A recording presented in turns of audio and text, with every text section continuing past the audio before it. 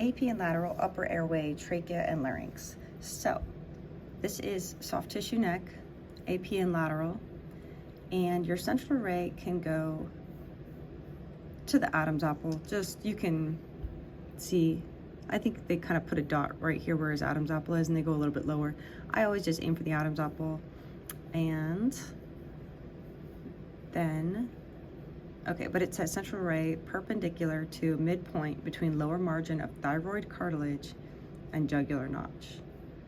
So they actually went to thyroid cartilage, which is his Adam's apple, and jugular notch, and went boop midway. Okay, so you can do that too if you want.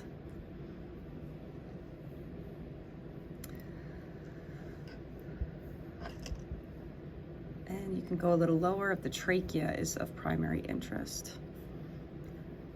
And so personally, in all the facilities I've been to, this collimation is not ideal. You would want to include the nose, because a lot of times we're doing this because like a child puts like a small object up their nose and then they're kind of choking on it, and we need to identify if it's still lodged in the nose, if you hear like a wheezing or something, or if they're choking and it's like gone down into their throat, into their trachea. So I would like to include the whole nose. So you can put the top of the light field at the EAM, the external auditory meatus, and then open your collimation to include the mouth and the nose, because that is the airway.